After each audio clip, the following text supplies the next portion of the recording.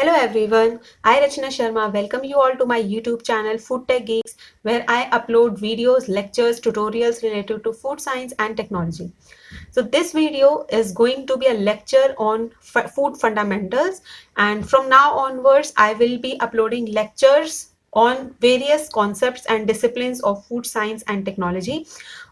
This will be both in Hindi and English so that every student could find it comfortable.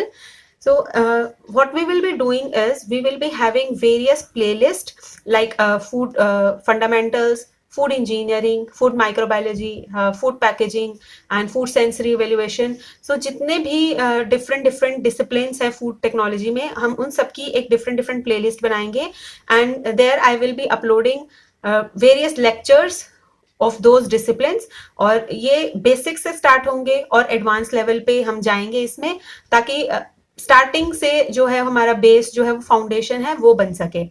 तो जो आज का जो first lecture है, it will be about food fundamentals, and in this we will be dealing with introduction to food science and technology.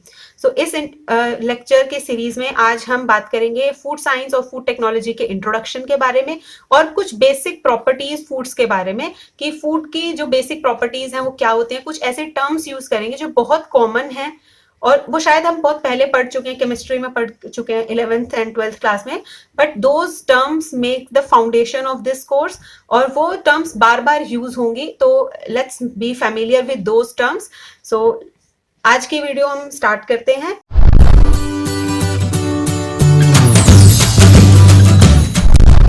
सबसे पहले introduction, food science and food technology. So what is the basic difference between this term food science and food technology?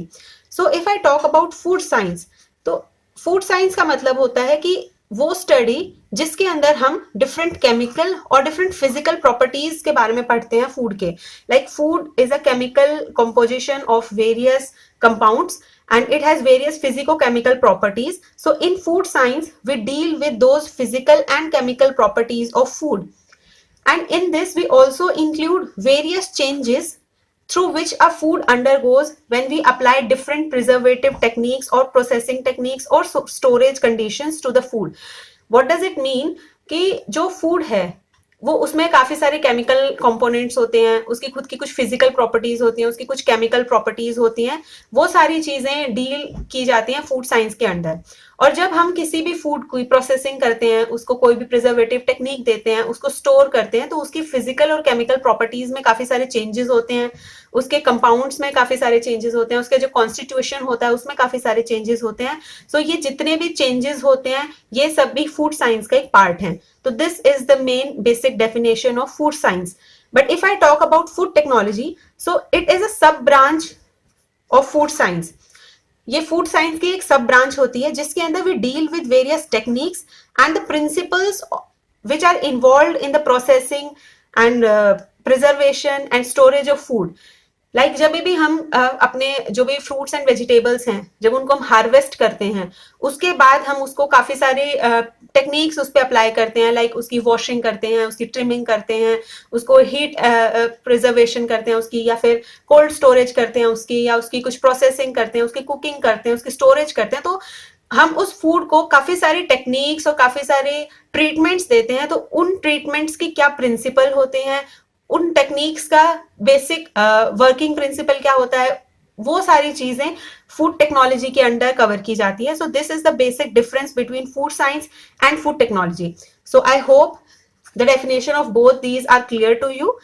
सो इसके बाद we will be discussing about properties of food, कि food actually में होता क्या है, what is food, उसकी क्या physical properties होती है, उसकी क्या केमिकल प्रॉपर्टीज होती हैं, और कुछ टर्म्स जो कि बहुत कॉमन हैं फूड से related. We will be discussing all those in this lecture. So if I talk about food, so food is a complex material. Now what does it mean when I say complex?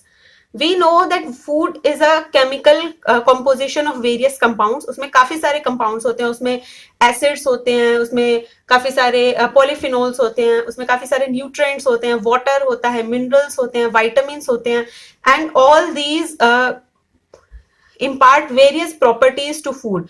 इन सभी constituents की different different properties होती है, और जब ये सारे चीजें mix होती हैं फूड के अंदर तो एक फूड की अलग से प्रॉपर्टी बाहर आती है, और इसीलिए हम फूड को एक कॉम्प्लेक्स मटेरियल कहते हैं।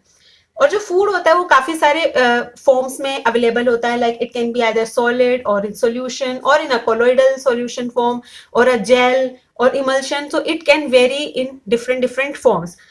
और इन्हीं डिफरेंट डिफरेंट फॉर्म्स की वजह से इसकी डिफरेंट डिफरेंट प्रॉपर्टीज होती हैं, इसकी डिफरेंट फिजिकल प्रॉपर्टीज होती हैं और इसकी डिफरेंट केमिकल प्रॉपर्टीज होती हैं।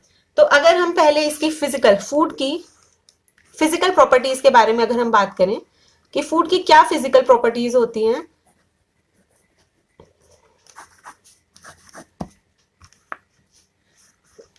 सो नंबर 1 होती है सॉल्यूशन। सॉल्यूशन क्या होता है सबको पता है, स्टार्टिंग से हम अपने बेसिक साइंस में हम पढ़ के आ चुके हैं कि सॉल्यूशन का मतलब होता है एक होमोजीनियस मिक्सचर। होमोजीनियस मिक्सचर होता है ये एक या एक से ज्यादा सब्सटेंसेस का, इसमें एक सोल्यूट होता है, एक सॉल्वेंट होता है। Solvent is the medium and solute is the media.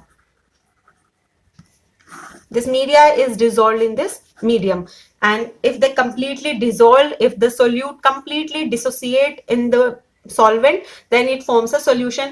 Basic example, most common example, when we mix salt in water, that forms a solution. So this is the basic definition of solution. तो solution जो है कैसे बनता है, solution जब एक solute solvent में किस तरीके से डिसॉल्व होगा, उसका क्या बिहेवियर होगा, ये काफी सारे फैक्टर्स पे डिपेंड करता है। लाइक जो उनके बीच में अट्रैक्टिव फोर्सेस क्या होंगे, अगर हाई अट्रैक्टिव फोर्सेस होंगे तो वो ज्यादा होमोजीनियस सॉल्यूशन बनेगा। अगर उन दोनों के बीच में सोल्यूट और सॉल्वेंट के बीच में अट्रैक्टिव फोर्सेस नहीं बनेंगे तो एक वो बहुत वीक सॉल्यूशन बनेगा, वो एक स्टेबल सॉल्यूशन नहीं बनेगा। तो ये सारी चीजें बेसिक हैं, इसमें हम ज्यादा डीप में नहीं जाएंगे, इसमें कुछ भी नया नहीं है। तो जो अगली जो इंपॉर्टेंट चीज आती है वो है vapour pressure.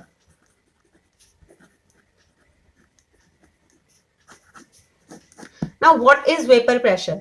So we know that in a liquid solution the molecules which are at the surface, they are having certain kinetic energy, and due to that they get evaporated. क्या होता है इसमें, जब हमारे पास कोई एक लिक्विड है तो उसमें जो उसके ऊपर के जो सरफेस के ऊपर जो मॉलिक्यूल्स होते हैं उनके ऊपर सफिशिएंट काइनेटिक एनर्जी होती है, क्योंकि we know that molecules are always in a random motion, they are never at rest, so they always move, but the molecules which are at the surface have sufficient kinetic energy that they get escape from the liquid.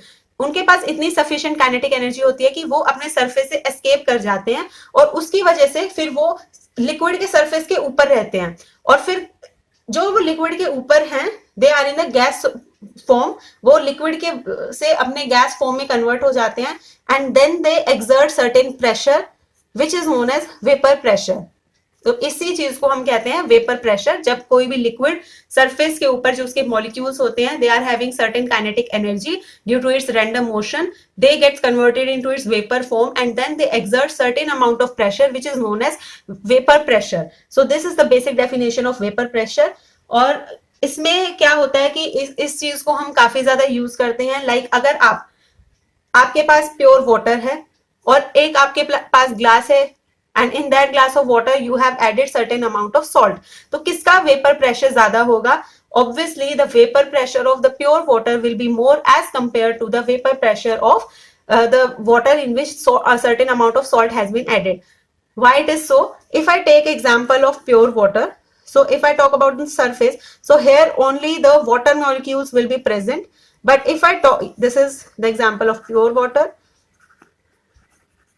But here if I take a solution of water plus salt, so on its surface there will be certain molecules of salt and certain molecules of water. So now what has happened? The amount of water molecules at the surface has reduced, and therefore their kinetic energy will reduce, and therefore the vapor pressure will also reduce. So the vapor pressure of pure water will be more as compared to if any amount of solute has been added to water. So this is the concept of vapor pressure.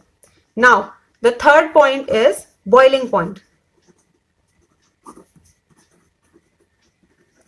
We know what is boiling point. Boiling point means a liquid starts boiling when its vapor pressure is equal to the external pressure. Now only we have discussed what is vapor pressure.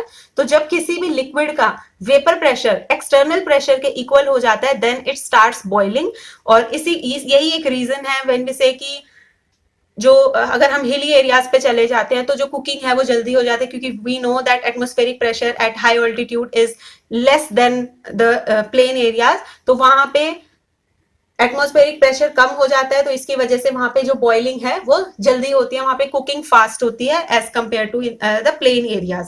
So this is boiling point. और इसका हमें यहाँ क्या use है, we know that on increasing the concentration of solute there is a elevation in boiling point. ये भी चीज हम केमिस्ट्री में पढ़ के आए हैं कि अगर सोल्यूट की concentration इंक्रीज होती है तो there will be elevation in boiling point.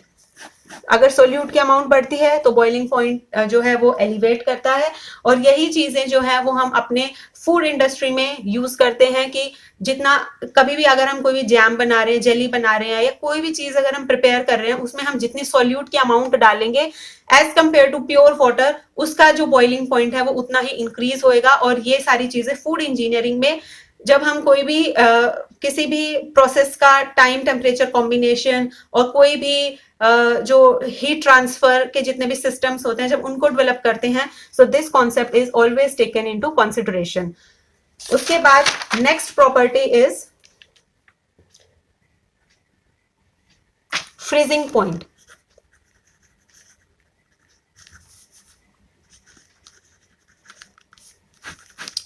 So this is the point when the liquid starts to convert into solid. और एक लिक्विड कब फ्रीज होता है, जब उसका वेपर प्रेशर इक्वल हो जाता है vapour pressure of a solid. When a vapour pressure of liquid gets equal to vapour pressure of a solid then the liquid starts to freeze. तो ये है फ्रीजिंग पॉइंट की डेफिनेशन. और इसका और सॉल्यूट का अगर हम रिलेशन देखें तो as the concentration of solute increases there is a depression in freezing point. So this is the relationship. जैसे जैसे कॉन्सेंट्रेशन बढ़ेगी सॉल्यूट की उसी तरीके से फ्रीजिंग पॉइंट जो है वो डिप्रेशन होगा. That is they are both inversely proportional.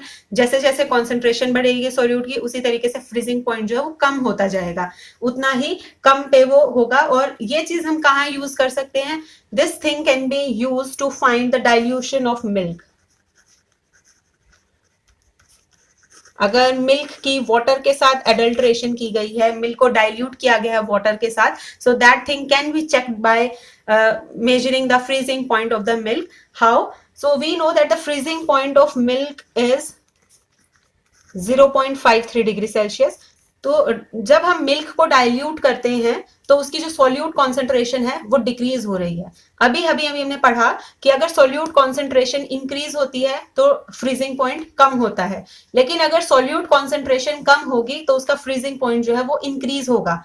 तो जब हम मिल्क की डाइल्यूशन कर रहे हैं, मिल्क में अगर हम वाटर ऐड कर रहे हैं तो ऑटोमेटिकली जो उसका सॉल्यूट कॉन्सेंट्रेशन है, जो उसका लैक्टोज और जो उसका एसएनएफ कंटेंट है वो डाइल्यूट होएगा, उसकी जो सॉल्यूट कॉन्सेंट्रेशन है वो डिक्रीज होएगी. इसका मतलब उसका जो फ्रीजिंग पॉइंट है वो इंक्रीज होगा. तो नॉर्मली जो फ्रेश मिल्क होता है, अनएडल्ट्रेटेड अनडाइल्यूटेड जो मिल्क होता है उसका फ्रीजिंग पॉइंट होता है 0.53 degree Celsius. And by addition of 1% volume of water it will result in the raising of freezing point by 0.0055 degree Celsius.